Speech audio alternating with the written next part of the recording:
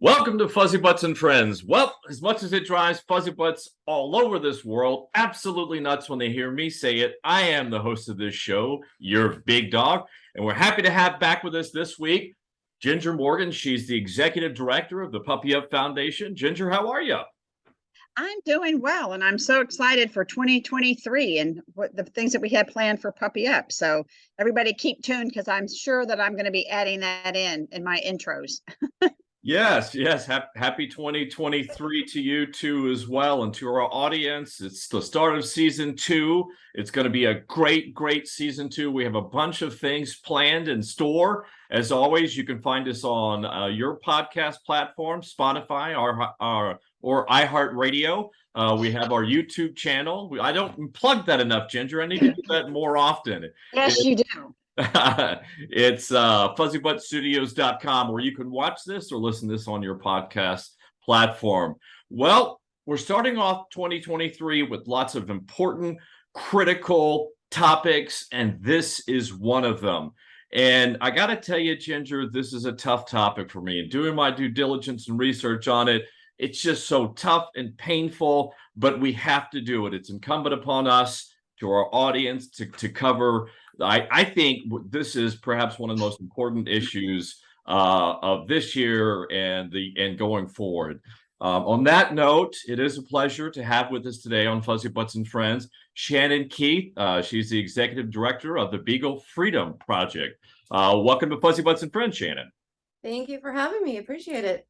Thank you. And who do you have there? Who's that lovely beagle there on your lap? This is little Rue. Little Rue, she's about 8 months old now. She's still a pup. And she is one of the many beagles who we rescued from a laboratory. Unfortunately, she bears that mark in her ear, the telltale tattoo of being marked for testing. Many Can you show that? I hate to interrupt you, but can you show me that tattoo? This is sure. Yeah, a tough one. Oh, the screen there, if you can see it. A little bit closer. Come here, Ruru. There it is. Yeah, I can see it. It's kind of like in the fold a little bit. Sure. Is that a number or numbers? Is it just a mark? A lot of times, she's got several letters. She's got several letters in here from Envigo. A lot of times it's letters and numbers. So for Rue, it's 6 letters. She was rescued by us from a facility called Envigo. I'm sure many people have heard of that closure of Envigo. We helped with many different organizations close down Envigo in 2022. It's a horrific breeding and testing facility in Cumberland, Virginia, where we got 4,000 beagles out and rehomed. Yeah, so she was from there. That is Envigo. Envigo is a pharmaceutical company then that closed down. Is that what you're saying, or a testing facility? It was mostly a breeding facility, breeding beagles, and then selling them to testing facilities is what their main thing was. But they also did testing there. They also did horrible testing. One of the horrible tests they did do that Rue was a part of was they would take the mothers, they would breed them over and over and over again. And they were trying to supposedly test the effects of mastitis, which then later vets in the USDA came in and said this is absolutely has no basis in science. But what they would do is they would immediately start starving the mothers while they were still nursing. And so the mothers were starving, therefore the puppies were starving. They would take the food, put it right outside the cage, so the mothers could see it and smell it, but they couldn't eat it. And we have video of them just pawing at it, trying to get to it. They were so hungry, and their puppies were just dying, just started dying and dying of starvation because their milk was drying up. Just one of many horrific violations that the USDA, every time they made an inspection, they'd see these things. They have footage of it that we have, that they took and wouldn't close them down. It took the campaigns of many of us to make this public, for it to finally become an issue, for it to finally get shut down. Well, God bless Rue. She's a beauty, and thank God, thank you and your organization for rescuing her and all the other ones. She's a beauty. Is she up for adoption, Shannon? No. Is she your fuzzy butt? Well, sort of. I have joint custody, so she's here a lot. Right. I understand that. Well, we started off on a tough note, but let's kind of regroup now and begin with your organization, the Beagle Freedom Project, and your mission. Sure, yeah. Well, our mission is large. Our ultimate mission is to end animal testing. And we are very, very close. But I started Beagle Freedom Project on December 23rd, 2010, on a hope and a dream. It was the rescue of 2 beagles from a laboratory in Northern California. And that experience changed my life. And I decided, okay, I'm going to do this until every cage is empty, until animal testing is over. And just 2 weeks ago, we passed the FDA Modernization Act, which is insane. And what that does is it says that companies now have the choice as to whether or not they want to test on animals before a drug is released on the market. Now that might sound like, well, that doesn't go far enough, but you can't just say we're going to end animal testing overnight. The pharma industry is way too big. Why that is so huge is because, there's so much money in pharma and government that supports pharma. What the excuse of all these laboratories and companies has been for all these years is, we wish we didn't have to test on these animals, but it's required by the FDA. It's required. It's required. Now it's not required anymore. You don't have to do it, which also is bittersweet and makes me physically ill, because all these years we've been saying, yeah, it isn't required. You don't have to do it. We have all of these alternatives. It's unethical. There are better systems and ways to do it, especially now. We have all of these alternatives. Why are you still doing it? And now we have the FDA saying, well, you don't have to do it anymore. Just overnight. Yeah, but my background actually is business, and I know that the bigger the business, the more liability driven they are. And my concern, first of all, kudos to that. I should say that up front. Congratulations on your success. That's a tremendous success. But my fear is that big pharma now is going to their scapegoat. Since no longer the FDA mandating it, their scapegoat is going to be, well, our corporate attorneys or our corporate law firms are saying that if we don't do animal testing, then we expose ourselves to tremendous liability. If somewhere downstream, once we commercialize our products, we end up getting sued by the user. So I don't want to dump cold water on your successes, but I know big pharma, I know big business intimately, and I know they don't like change. Right. That was your other point. I think a side point is that the bigger the industry, the more entrenched. Actually, it's an institution now. If you think about it, it's no longer an industry; it's an institution in this country, and it's so entrenched, and they're reticent to change that they're going to dig in their heels, and this will go on. It's exciting to hear that there are alternatives out there. I want to get into that in a minute because that's exciting. I also want to talk about some new technology, AI. This is something that I'm learning about. But before we do this, I have just a fundamental question, Shannon, that I'd like to ask you. Why beagles? Why are beagles in particular targeted for animal testing? Yeah, that's a great question. And, it's something that I didn't even know about. And I went into law just to help animals. That's the only reason I became an attorney. And I thought I knew everything even before that first liberation. And so when we were doing that rescue, the woman who worked at the laboratory started telling us everything, things I didn't even know to ask, because you don't know what you don't know. And one of the beagles ran up to us, and I went like this, and the beagle froze. And then I picked up that beagle, and he went limp in my arms. And she said, see what they do?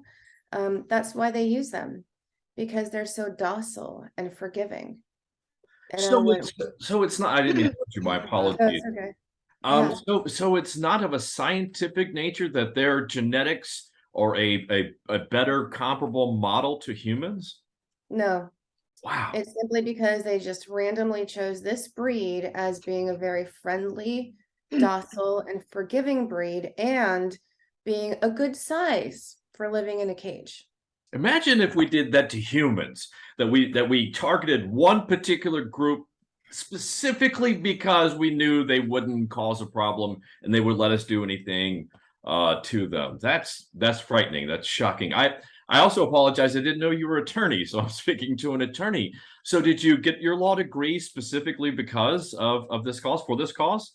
I did. Yeah. Wow, that's phenomenal. Congratulations again. You're just a dynamic person. Wow. Exactly. So you know, and I'm sure that helped you push the legislation through then. Definitely, yeah. We've done a lot of legislation, and that did really help. And so when you're talking about all of these things and about liability, of course, I'm very much aware of that, and I know that that's why even when we're talking about things like cosmetic testing, on that level, let's just say in the United States, we're not required to do testing on animals for things like makeup and some products, yet big companies still do that. Procter and Gamble is a great example. And I know that they still do it, A, because they don't want to change, and B, because of liability. That's got to be the only reason why. Sure. They say, well, we're still using this old method and we're testing on animals and it's okay. I know that's why. Well, as you know, we're a litigious society anyway, and that's exactly what they're hedging against. And I didn't know. So I thought as well, makeup was cosmetics was mandated animal testing as well. Is that not the case? No, that's not the case. Wow. So I also want to start off this because in trying to do some research, I couldn't find exactly how big of a problem this is, Shannon. So tell our audience, please, share with us how many beagles are we talking about? Talk about the testing process itself. Please spare me as much detail as possible because I get very angry at this topic. But how big of a problem is this? How many beagles are being bred for animal testing in the world, in this country, in the world? It's a massive problem. It's so much bigger than, people think when I tell them, hey, it's happening in your backyard. They're like, no, it can't possibly be happening in my backyard, but it is. Everybody's backyard in practically every country. When we're talking about just the Beagle breed, I couldn't give you those exact numbers.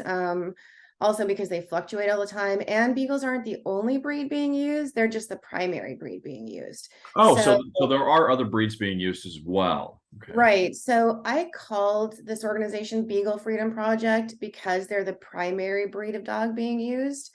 I call them my gateway drug. I love it. I love it. Yes, I noticed on your website you're also a rescue as well, and we'll get to that, the liberation part of your LinkedIn. So you're not just beagles, but it's good that you established that up front. Because I'm the same way. I have only Great Pyrenees. I've had 5 Great Pyrenees, but I love all the Fuzzybutts. So yeah, exactly. Yeah, I actually don't have a beagle myself. I have, of course, all rescue dogs, but I'm a big dog person. So like you, I've got a Great Dane and a Pit Bull, and my Chihuahua just passed away, but I've got all different types of dogs all the time.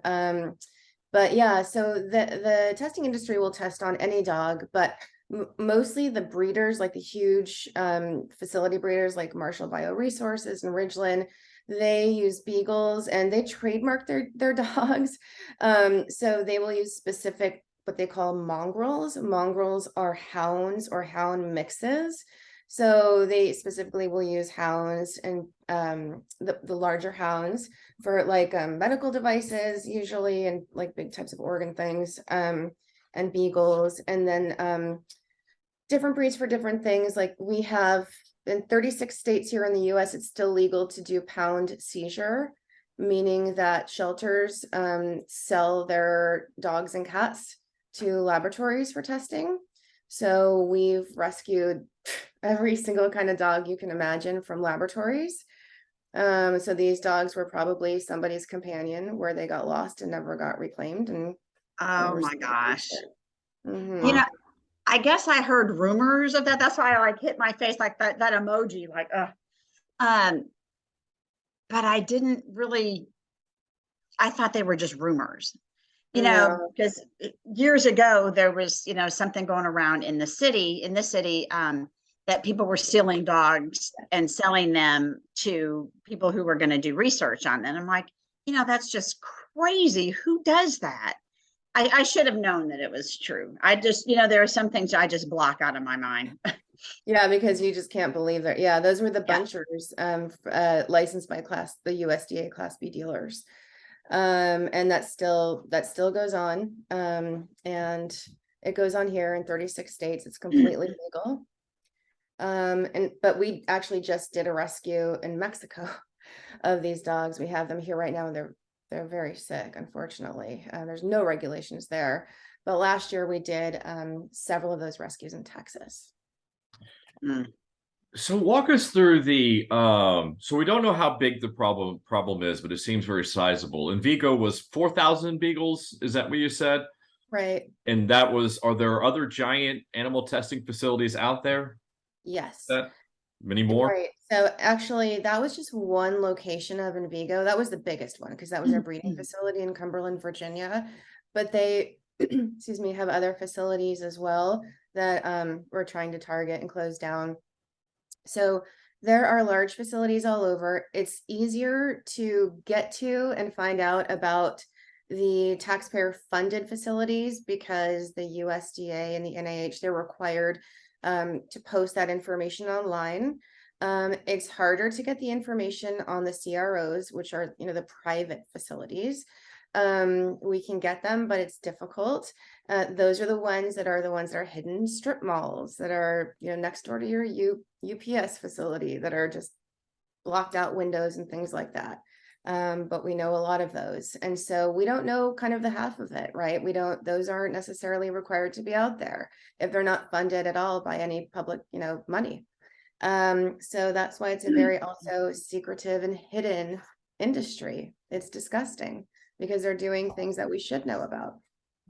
Well, you would think so when it comes to providing pharmaceuticals and it pertains to health in this country. You would think that everything would be transparent, but that's Right. just not the way our country is run right now. It seems to be changing though. But I give in my background in the business industry, when I was in Texas, I helped out a number of life sciences companies, so I understand the drug discovery and development process fairly well. And also here at our foundation, the Puppy Up Foundation, we fund clinical trials as well. So I understand the process. I know the problem. And I know the pain. That's kind of how I see things. I see the problems on both sides. And I'm hopeful that we can find alternatives. But remind me again, phase 1 of the clinical trials, that's the mice trials. And it's phase 2 is when the animals are brought in, correct? So we're talking about phase 2 of clinical trials. Is that right? I'm not sure. I'm not sure exactly what you're referring to. It's probably not clinical. It would be before the clinical part of it. Obviously laboratory testing and stuff. I was just trying to figure out when the testing, which part of the phase, which phase of the trials that animal testing is done was my question. Oh, it totally depends. So it just depends on who is asking for what in terms of grant. So you can read a grant from like anyone who's asking for it, and they can ask for testing immediately. So it can be a grant that requires an immediate test and nothing else beforehand. Okay, so I'm just the part with the animal testing, I guess, is because I've had my blinders on that I just know so very little about.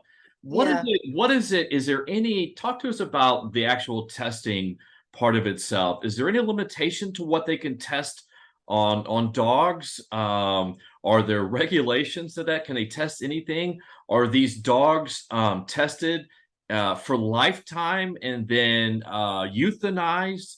Just tell us how it works. Yeah, so I think your mind is going to be blown right now. So unfortunately, there aren't any regulations. So we've rescued dogs who were tested in utero and got them when they were about 5 weeks old because they were already tested on when they were in utero. And we've rescued dogs who were 14 years old and spent their entire lives from birth to 14 years of age in a testing facility. There is no time limit. You can write for a test, an experiment on a dog for whatever you want, as long as you can justify it. Now, if you look at an annual report for a facility that, it's a USDA annual report you have to submit to the USDA at your facility. And there's different levels for pain and how many animals you're using in that column A through D. If you do have a level D or E, I think it is, for, excessive pain without the use of analgesics, you have to explain why, a justification that goes outside of it. All you have to do is say, you just want to look at the effects of it. And that's fine. That's fine. You just want to look at the effects of what that drug does without pain, relief. Well, that in of itself there's an inherent problem with that, because what we know from science is that dogs have a different threshold of pain tolerance than humans do.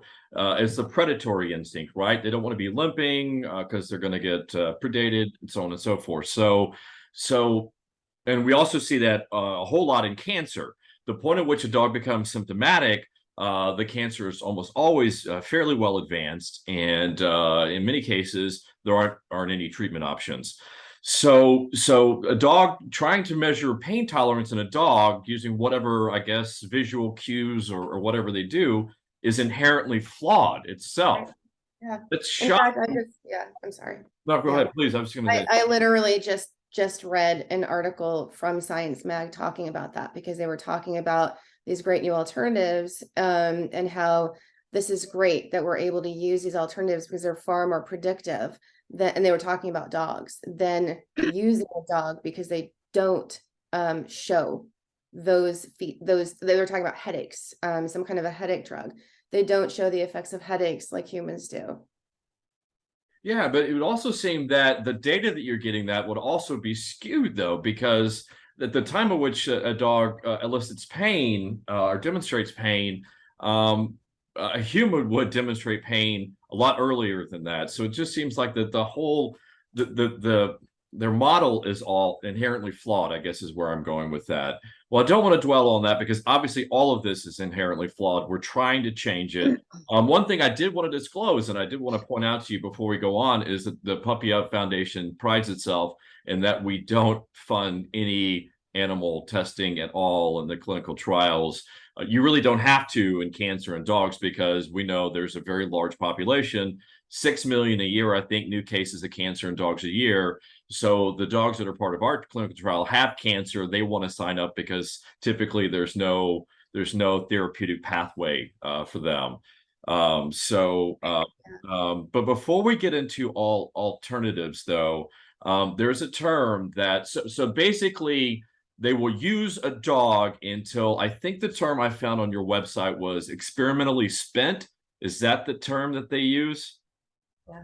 That's a hideous term. So we just can't use you anymore experimentally. You are of no use. And at that point, they then euthanize the dog, or do they even try to find a home for them, or contact a shelter, that they dispense or dispose with them, however? Right. So typically they just kill them. And that's one of the reasons that we started our signature legislation, the Beagle Freedom Bill, which we've now passed in 13 states, making it mandatory for them to contact organizations like ours, like, a nonprofit or shelter or rescue organization, to at least give these dogs and cats a second chance at life instead of just killing them. Of course, enforcement's difficult, because we've been contacted by several whistleblowers at these facilities saying, hey, my facility isn't following the law. They're just killing the animals, even though they can be released. They're healthy enough to be released. So that's a whole other story. But yeah, they just kill them. They don't care. But there are some, here and there who try to have an adoption program in place. Now, those facilities won't pay for it or won't spend the extra time. So those few and far between facilities who do have them, who I've spoken to, the people who head those up, they spend their own time and money and resources doing them, and they're killing themselves trying to do it, because they care about the animals in there, and they're like, ugh, we're fighting. There's so much red tape to just try to get them out when the testing's over. Yeah, a corporation would have to create an entirely new department to be able to manage with the adoption process, and that's just additional overhead for them. So I can see that until and when and unless compelled, they're not going to change. And I want to go back to something about FDA. The FDA, the big problem with the FDA, one of the big problems of the many problems of the FDA is that they don't have enough auditors or inspectors in the field. I discovered this when the whole chicken China incident occurred, and that was regulated by the USDA for human consumption, which actually has those guys, their regulators and auditors and inspectors are tremendously effective, and so these Chinese poultry farms, what they figured out is they couldn't get the Chinese chickens into America because of the USDA. They went out and inspected their plants over in China. They said, absolutely no way you're getting this in for human consumption in America. So they realized that pet food is regulated by the FDA, and the FDA is overwrought and overstrong, and they didn't have enough agents, and so they weren't going to go inspect. And so that's how we got the Chinese chicken into America. So you can only imagine if the FDA is so. Let me ask a question first: is the FDA the only policing regulatory arm that's handling this issue? No, actually, it's interesting that you're saying that the USDA was on top of it with the Chinese chicken incident, because the USDA is the regulatory agency with the laboratories. So it's the USDA that is not doing its job when it comes to inspections. They're the ones in charge of inspecting these facilities, writing them up, and closing them down should they be closed down, but they never do it. They were the ones that were supposed to shut down in Vigo and didn't do it. So yeah, the FDA oversees things, drugs, this, that, and the other, but the USDA is the agency that has the inspectors that are supposed to go in at least several times a year and inspect these facilities. And so just to clarify, so the USDA, they're tasked with inspecting the animal testing facilities, not the drug company laboratories, correct? Okay, so no, I did not know that, and so they're totally dropping the ball on that. Well, you can figure out the difference though, is that the Chinese chicken was going to go into human consumption, whereas animal testing, you can see how they would theoretically be more lax in their. Yeah, I mean, they care more about that than they do about the animals, for sure. Yes, well, I found that government typically doesn't care about the people that it represents, typically, but that's an entirely different podcast. A long podcast. Yes, I don't mean to make light on this harrowing nightmare of a scenario that we find ourselves in a country. So let's go ahead and use as a good segue in getting into alternatives. You painted a pretty perfect picture of the problem and the challenges that we're up against. What are, Shannon, some of the alternatives to drug testing out there now that are currently available? And then we'll get into AI in a minute. Okay. So this isn't my, area of expertise. I'm not a scientist, but there are some great alternatives. So obviously there's clinical trials with people, just as you were talking about, clinical trials with dogs, right? And so people are very willing now to be, let's just say, a human guinea pig, right? And so there are a lot of things that we are able to do just with our own bodies. So that's number one. Number two, we are growing organs on chips. I would say that that's like the number one, like, biggest thing that we're doing is literal like DNA chips. And that's massive. We are growing skin cultures so we can do things with skin that we could never do before. I'd say like one of the saddest things that I've seen with cosmetics is we rescue a lot of pigs. And we rescued this one piglet from a facility where they were doing cosmetic testing. And she had these tattoos all over her body that were like, it looked like a tic-tac-toe with just all kinds of marks all over her, because they claim that like pig skin is like human skin. And she was just like permanently marked everywhere. And the second she hit the sun, she just started boiling and burning and everything else. And there's no need for that. I mean, it's not required anyway by law, but at the same time, I mean, we're growing human skin culture, like, so that we have that already.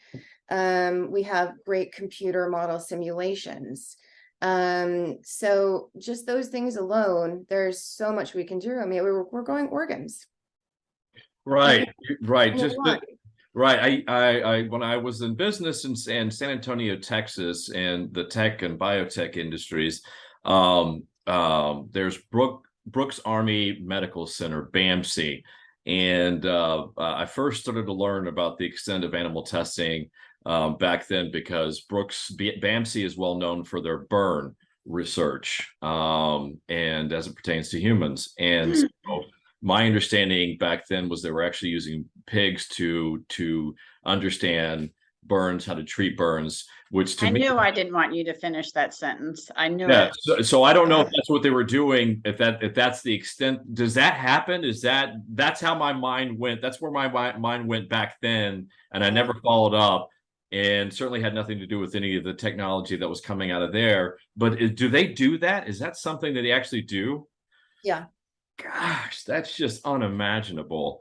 All right, well let's get on to so there are some alternatives that are going that are underway, and I know technology is one of those is a panacea here. AI I have a particular interest in, and to when I was doing some research about this topic, I was actually looking into where are we with AI and drug discovery and development, because we've gotten to the point now where we can understand protein folding to at a level we've never understood before. So we're not to the point yet, but technology is almost there where we can understand how a drug can interact with whatever its target is, whatever its intended target is, and we don't need to see this actually in real life. So is your organization looking at that at all? Do you talk to any of the groups out there doing AI research? Not AI. No. It's very new. I'm not familiar with that, honestly. If you want to, I'm happy to send you the articles that I found. It's all very new. We're at the early stages of this. The earliest, or I guess the latest article that I could find, research paper that I could find, was 2021. So we're on the tip of it. Ginger, who is in charge of inviting guests here on Fuzzybutts and Friends, she's already reached out to a number of the scientists. So hopefully we'll get them here on Fuzzybutts and Friends, and we'll share whatever data and contacts and information with your organization that we can, because whatever I'm scared about what AI or AGI represents in this country, at least I know it can solve some huge problems. And it's almost to the point where it can solve a big piece of the drug discovery and development process. I did kind of make but I do love that humans now are signing up. That's really cool. I love that, because I know if I had actually I have signed up. I did an MRI study as well. But I got to tell you though, if eggs get any more expensive, I'm going to have to contact a CRO and sign up for some more of those studies. It's crazy out there. I had to make a joke because I had to find some humor, because I don't really want to talk about the next subject, but it is a part of your mission, and it's also important. And that is the overseas meat trade. So not only are you rescuing dogs and animals here that are being tested on, you're also involved in the overseas meat trade, and I know less about that. So please inform our audience what's going on, what they need to know about that, please, Shannon. Thank you. Yeah, so yeah, it is a tough subject. And it's also a subject that many people don't know about. Unfortunately, overseas in China and South Korea specifically, there is a horrible situation where animals, mostly dogs, are tortured and beaten and killed and sold in restaurants as just your typical food. A lot of times they're sold as a delicacy. There is, in terms of the delicacy meat, they call it, a certain way that you can beat them and kill them. So they say it tastes better because the fear hormone is released, and it's supposed to be some sort of sexual aphrodisiac as well, give men some sort of, sexual enhancements, all sort of, mumbo jumbo, hocus pocus stuff that they say. Yeah. And there's been a lot of footage taken, undercover footage taken of this that nobody wants to watch, but you can just imagine how bad it is. These animals are typically stolen from the streets, taken from the shelters. They're also stolen from people's homes. They're taken out of people's arms. They're taken into basements. They're hung. They're beaten, and that's how they die. A lot of times, also, they're put into boiling vats of water to be killed that way. We partnered with a few organizations in China and South Korea to help save these dogs. The problem is that it's very difficult to communicate, and you kind of also don't know who's real and who's not, because there are a lot of criminals over there as well. And so we don't want to be a part of perpetuating that problem. So we don't want to be paying to save those dogs, because we don't want to help the problem. Like, we see that as helping, even though you are still saving some dogs. That's money in the black market there to get more. So it's been kind of difficult to do, but we have been able to do that and rescue, I would say over 100 dogs so far, in different areas of China and South Korea, and get them over to the United States, which is also hard to do and pretty costly. And these dogs are completely traumatized, as you can imagine. They're semi-feral. I don't know what's going on, but there are brave activists out there who will literally stop what they call the meat trucks, where they're traveling from wherever they were to the restaurant, and take them off these meat trucks. And we're talking about like little ladies who are like badasses. So it's awesome. It's a practice that is slowing down because of the US rescue's involvement, but it's got to be stopped by the government over there, or it's never going to end. And they do respond to pressure from the United States, but it's hard to do, because there's money in it, and they have these weird traditions. And they come back at us with, well, you eat cows and pigs and everything. We don't see a difference. So it's hard. It's hard. Yeah, I saw that you had I didn't mean to interrupt. My apologies. Go ahead. No, I'm pretty much done. I saw that you had a video. I saw that you had a video on your website about that, and I'm like, nope, I'm not going to watch that. I can't do that at all. I do have a question, or I guess maybe it's an observation, but so when I was the executive director for the Humane Society here, I did a lot of research and stuff on animal cruelty. So, and at that time, and I don't know if if it's still true, but at the time that I did that research, like every serial killer started out abusing animals. So if you flip that around, these people who are beating these dogs, what did they do? Do they progress? You probably wouldn't know the answer to this, but do they progress to people? Not that they're eating the people, but beating and mistreating people, and maybe killing them, because that's what they're doing for their day job. What they do for their day job is horrifying. The fact that the government may not be picking up that aggression could be moving on to people is, and maybe they do know. I don't know. I'm just kind of putting that out into the universe. Well, I think Shannon made a salient point. I was going to bring this up, is that it's a cultural issue when you're dealing with traditions, and they just view it differently. And that would make, it seems like that would be more of a Herculean task, trying to make headway in reducing the overseas meat trade than getting Even with the aggression going back to Virginia. I mean, the people who are doing the testing on the animals there, the people who are burning the pigs. I mean, what type person does it? I mean, anyway, you can tell I'm horrified. Yeah. It's a tough topic. I do know I have met in my travels some people that have worked in those trades where their job was specifically a woman I knew, and her brother worked in one of those facilities, and he had severe psychological problems the remainder of his life.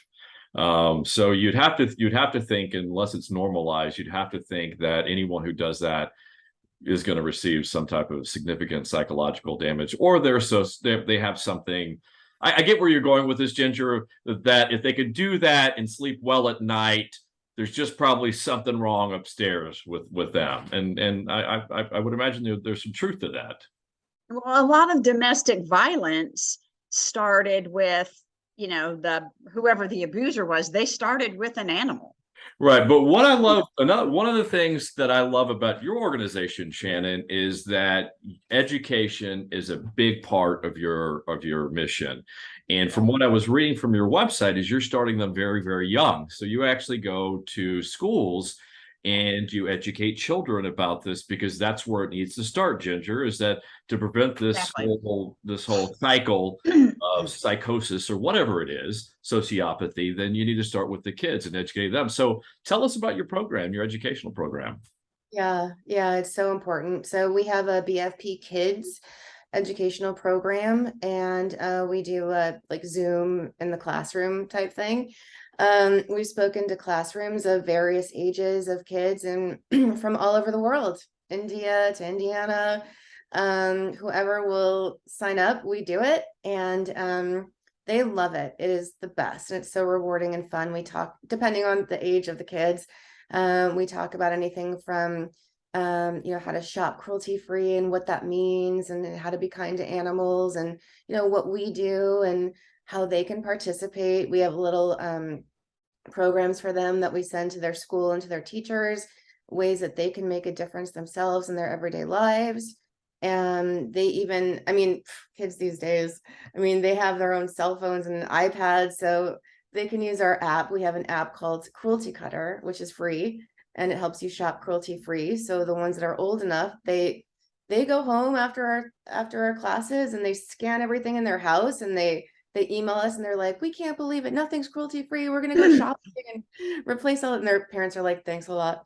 And so and that's one thing about kids, is that they are gonna not stop aggravating their parents until they do what the kid wants them to, and buy the cruelty free, or with me, with the Humane Society, put an ID tag on the dog, because the kid's not going to shut up about it. They're just not. Right. It's awesome. I love it. How can pet parents who have children that are listening to the show, how can they contact you and or contact their school and get some of this programming at their school? Because I'm quite certain they'd rather have this in there than drag shows. So how do they do they contact your organization and say, Shannon, my kids would love to have do a Zoom? They contact your organization? Yeah, thank you. That'd be great. They contact us. It's educate. The email is educate@bfp.org. Okay. Educate@bfp.org. Good, great. We'll get to we'll follow up and end this with all the social media contact and context, but I think that's so important because it does start young. And I think children need to be, because when the earlier you see and understand something is a problem, the more that you have, the greater your ability to work on a solution or a viable solution for that. What was the name of that app again, Shannon? It's called Cruelty Cutter. Cruelty Cutter. Okay. I've got that on my list too, to follow up with that, so you can tell everybody where they can get that too. That's great. You have that app. I love it. All right, let's see. I'm just reviewing my notes here. Is there anything else? Well, let's get to your other programs. I've got sometimes my chicken scratches. Sometimes it's like hieroglyphics. I can't remember where I left off. So we've been over education. We've been over legislation. Before we move on to liberation and your rescue part of your organization, tell us again that Beagle Act that was passed in 13 states, and how can pet parents and how can people get that in all the other 37 states. Is that right? 27 states, 37 states. So Math is not our how can strong people get point. that? How can people work with your organization to help push that legislation through in their state? That'd be great. Yeah, it's called the Beagle Freedom Bill, and it's our way to force facilities to release animals to us when the testing is over, since they're not doing it on their own, right? They're just killing them. And so each state that's passed it has their own, different take on it, but essentially that's what it is. It's, if animals obviously are healthy enough to live, then they have to contact a humane society, a nonprofit like ours, and release the animals to us so we can give them a second chance at life. And so what's actually so great about our BFE Kids educational program, when we gave our classroom talk to them, it was 8th graders, and we told them about our bill, and they decided, this was in Portland in Oregon, they decided to do it themselves with their teacher, and they did it, and it passed. Wow. Oh, wow. Terrific. They Wow. took it See, to their senator themselves. that's just Do you wonderful. have a list of those 13 states? Is it on your website? Yep, it's on our website under legislation state Beagle Freedom Bill, and they're all listed there.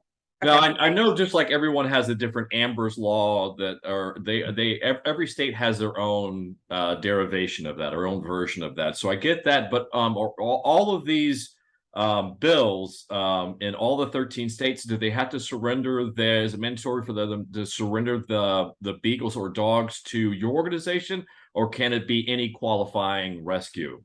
Right, any rescue. Because my concern was you might be overloaded. If we really get this viral, you might have tens of thousands of beagles on your back door.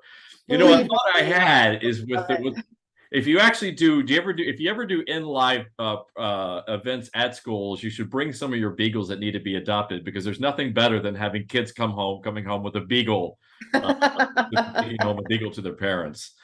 The parents would really love us. They would. So you were instrumental in getting the tell us again the name of the FDA legislation that passed recently. The FDA Modernization Act. Okay, so you got that passed in the Beagle Freedom Bill in 13 states. What other legislation are you guys involved in? So we also passed Lennon's Law, which was in California. And that one was a big one, especially for me personally, because it was so difficult to pass. And so I brought that forward because turns out that California was the only state that required that dogs and cats be held captive for their blood in order to have blood provided for other dogs and cats when they needed like blood transfusions. So every other state in the nation allows blood from volunteer participants, right? Just like we do for people. But here, there's literally one blood bank in Garden Grove, California called HemoPet, owned by a fake vet who has supposedly her license in Canada, but she says she's a vet here. And they enslave greyhounds who were already used and abused on the track, and now they're enslaved there for their blood. So I went in there undercover and looked around, and these dogs are all very sick. There's different housing for them. They're all on steroids, all kinds of medication. The people who work there are not trained. They're not vet techs. And instead of taking blood like they're supposed to, like every 6 to 8 weeks, they take blood every 2 weeks. It's just a horrible operation. And so with all the research that we did, including like legislative council at the state capitol, no one could figure out why this bill had been passed, why it was that California would only allow blood from captive donors. So we figured it had to do something, like politics is involved here, right? Oh yeah. And so, but no one could find it. Somehow it got underhandedly passed a while ago. And so, so went to change it to ban closed colony blood banking and close down this place. And it was really, really, really hard to do because veterinarians were somehow afraid. The vet board was afraid. Everyone was afraid that blood from donors would be somehow dirty. We wouldn't get enough blood for the transfusions that would be needed, even though every other state in the US does it. And we only have one facility at Hemopet with like 80 greyhounds. So it was Yeah, all that seems shocking that they would be worried that their blood would be dirty, given the abhorrent conditions the greyhounds live in. The fact that they're only surviving because they've got so many medications coursing through their veins. It seems like that blood, their blood is transfused in all of the dogs in that area, or all the dogs in that area of California. That's a crime. That's criminal. And California is the only one in the country, the only state that had that medieval archaic legislation. Yep. And Congratulations. Wow. So you got it. So it's changed now. So basically, well, it took like 3 tries, and then finally now we got it passed, but we have a phase out. So next year we have to prove that all the volunteer blood we've been using, so all these, we got everybody on board, SPCA, all these huge, like UC Davis, that have the facilities to take and volunteer. We have to prove that the volunteer blood we've been getting in the entire state of California is equal to or surpass the blood that Hemopet was getting. And we have to make sure that Hemopet hasn't been lying and falsifying their numbers. So you have to do a lot of work on your end to keep this Linen Act in force, correct? Wow. So that's money out of your pocket. Are they providing any funding for that at all? No. Yeah, of course not. Well, we'll make sure we get the word out on our end to help with your donations, because it seems like you're taking on a lot of work. You guys are taking on a lot of work, and you need a lot of help out there with what you're doing. And speaking of helping so many dogs out there, you also have there's I love how you say your mission: education, legislation, and liberation. I love the liberation part. I'm a freedom for everyone and every animal kind of guy. Yes. So that's the rescue part of your organization. Tell us about all the wonderful things that you do and all the animals that you rescue. Oh goodness. Where do I start? Rescue does, liberation does take the bulk of our time, which is awesome. We love every second of it. And so, mainly we rescue animals from research experimentation, research facilities all over the world. And we also do rescue special needs animals too, and dogs from the international meat trade, and also just locally. Our headquarters is here in Los Angeles, California. Sometimes we get calls about very special needs animals, like we do hospice cases. And so that means that we have to find fosters who are willing to take them on. And so we call them our forever fosters. And so we pay for lifetime care for those animals. So if we can, we do that. Or animals just in special need of medical care, we'll do that too if we can. But true, our primary focus are those animals in testing facilities. And so to date, we've rescued over 3,200 animals since 2010, mostly from animal testing facilities, but also from special circumstances. And that includes dogs of all breeds, cats, rabbits, horses, goats, sheep, alpacas, pigs, guinea pigs, rats, mice, and even fish and ferrets. Yeah, I can only imagine if you do that worldwide, the transportation logistics would take a bit of time of your time. Yeah. I would imagine. Yeah. Well, that's wonderful. As we wrap things up here, Shannon, is there anything about your organization, the Beagle Freedom Project, that we've left out, that we haven't thought about, that you want to talk about and share with our audience? Well, if anyone's listening or watching this in other countries, we just opened up a branch in the UK. So we're really excited about that. Cheers, mate. Yeah, exactly. So we're looking for volunteers over there as well. And we do have a Beagle Freedom Project Australia doing great work too. So if anyone wants to help over down under, that's great. And yeah, a lot of people ask us, what can we do? How can we help? We feel like this problem is massive. It's just overwhelming. And I know when you think about it and look at the problem, it does feel that way sometimes. And my response is I never thought I would see an end to animal testing in my lifetime.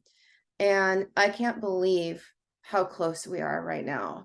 And I started this organization 12 years ago, and we have come so far. The fact that we got the FDA Modernization Act just passed is massive. For the FDA to say you don't have to test on animals anymore for drugs is crazy to me. I think that we have a real chance at stopping animal testing, and people are awakening. They have a new outlook on animals as sentient beings. And if you want to find ways to help, but you just don't know how, like a lot of people say, well, I don't have money to donate or time really, or I can't foster or adopt. You can do anything. Our app is a great way to be an activist. I call it Activism 101 because everyone has to go shopping, right? And so you download this free app, Cruelty Cutter, you scan any barcode on any product, it instantly tells you if it tests on animals or not. And then you can share those results. We have it already pre-written for you. So once you get it, if it tests on animals, hit the boycott button, because guess what? We take all those results to those companies at their shareholder meetings and show them their revenue loss because people didn't purchase their products because they still test on animals. So we're turning your purchase or non-purchase into activism and final results for you. So say that again. Do you have, Go ahead. do you have any, and I haven't looked at your website, so it's probably on there, but do you have anything that you could give to us that maybe we could put in our newsletter about the app and how that works? Yes. That would be fantastic. Yeah, I'll do that. So say that again. So when when a user of the app uses your app to scan an item that they find out is not animal friendly, okay, Mm-hmm. and they choose to swap that out with a competitive product that does not use animal testing, that data gets fed back to the company that does animal testing. Let's say Procter and Gamble. Let's say someone scans Procter and Gamble. They're at Macy's or whatever store, and they scan a Procter and Gamble product, and it says animal testing, and then you scan Revlon, whatever, and it's not animal testing. Does that data get back to to Procter and Gamble? So what you do is you have to hit the boycott button for us. Okay. We get that data. You do. And okay. What happens is we're still waiting. We have over like 500 users now, and we have tons of data.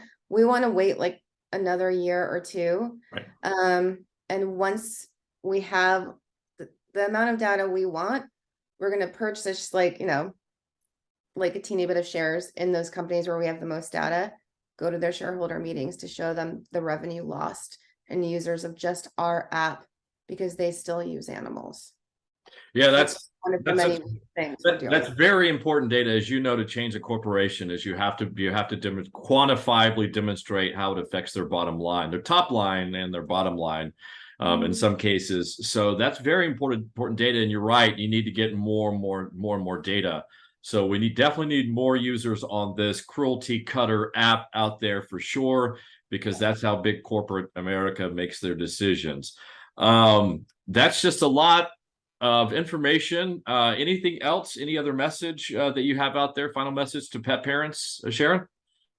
Shannon, I'm sorry, got your name wrong. My apologies. That's okay. Final message is just adopt, don't shop, please. Adopt, don't shop. I love it. Ginger, go ahead, please? Yeah, I have a question. So if somebody wanted to, I'm just going to say beagles because it's the name. If somebody wanted to adopt one of your beagles, how would they go through that process? They would just go to our website, bfp.org, and they can go right to foster or adopt, and they can see our available dogs. And we have other dogs, not just beagles, up for adoption. Also we have a lot of dogs who aren't on our website. So don't be discouraged if you don't see that many, or if you don't see any in your area, because a lot of our rescues are confidential, and so we can't put them on our website. So if you're interested in opening your home and heart to one of these dogs from a laboratory, just fill out an application to foster or adopt. Fostering is really, really, really important.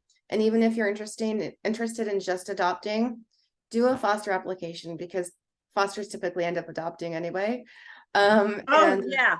I we'll don't know let you anybody who know. does that. Yeah. We'll let you know as soon as we have a rescue in your area, because Okay.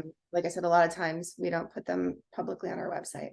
Okay. Why are some of them confidential? Just out of curiosity. Because we have a lot of people who work in laboratories who contact us, and I thought that might be the reason. I just was just to satisfy my curiosity. That's great. Give us that email again, that adoption email again. bfp.org, our website, and you Okay. just navigate to the foster or adopt area. Okay. And also, as we wrap things up, give us all of your social media contact. How can people find you on social media? Everything is at Beagle Freedom. At Beagle Freedom. That's very easy. I know I follow you on Twitter, and I think I do on Facebook. But once we drop this, I'm not sure what our drop date's going to be yet, Shannon. But once we do, we'll make sure that we post this to all your social media, whatever we can do on our end here at Fuzzybutts and Friends to help you on this. I call this is definitely a cause of for my heart, and I want to help you out. I did want to go back to one more thing before we wrap up this episode, though. Is I think that legislatively, congratulations on all of your success. But I'm a true believer that AI is going to be the technology, the thing that takes us over the final mile, the last mile, as they call it, and will end animal testing for everything. And Awesome. as I go on and continue to explore and talk to people in the industry, I'll share that information with you. And also, I know the Puppy Up Foundation, we've talked about doing a potential study on how AI can end animal testing. And perhaps there will be an occasion for us to talk to the Beagle Freedom Project, you guys, and to see if you'd like to collaborate on that as well. Because the more people that we have working on this common problem, that's great, but the more organizations that we have collaborating on this problem is even better. So the Puppy Up Foundation, I could speak for that, I guess, to a certain extent. I'm the founder. Ginger just runs the thing. I'm the founder. We are all in and helping you out, Shannon, and the Beagle Freedom Project for sure. Exactly. Appreciate that. I love what you guys do too. Thank you. Thank you. You're welcome back here anytime. If there's any new initiative, anything else, any more data or information you want to get to us, you're welcome back here anytime. Ginger, on that note, as we wrap things up, did I miss anything? Did I screw up anything? Do you have a cancer? And more importantly, do you have a Puppy Up Foundation cancer tip for us this week? I do have a Puppy Up What's good news? Foundation cancer tip. That's hard to say in all. Let's end this already tough podcast on a happy note and talk about cancer and dogs. Oh yeah, exactly. Everybody likes to invite me to the parties. So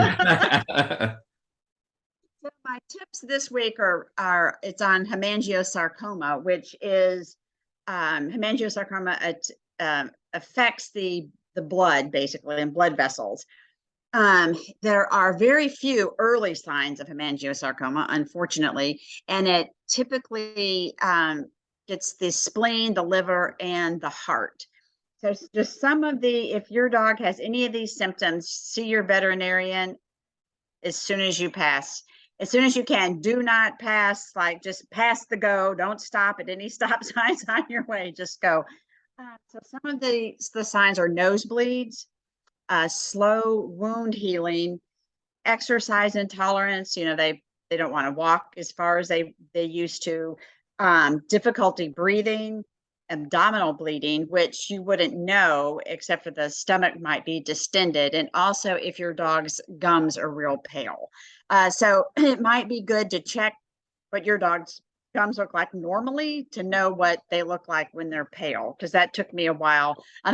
Different dogs are different, so just kind of check that out. And there you go. But go see your veterinarian for sure. Yeah, we just interviewed Dean Koontz, and he lost two of his Goldens to hemangio, both of which happened very, very suddenly. And his dogs were symptomatic, not being able to take long walks with them. So, Ginger, that's great information for our audience. Thank you so much for having that for us this week. Shannon Kieth, thank you so much for being a part of Fuzzybutts and Friends and sharing all this very important information with our audience. Thank you. Thanks for having me. All right, guys, we'll see you next Tuesdays. That's when we drop every new episode at Fuzzybutts. You can watch our YouTube channel at fuzzybuttsstudios.com or listen to this podcast on your podcast platform. We'll see you next week. Puppy up. Talk soon.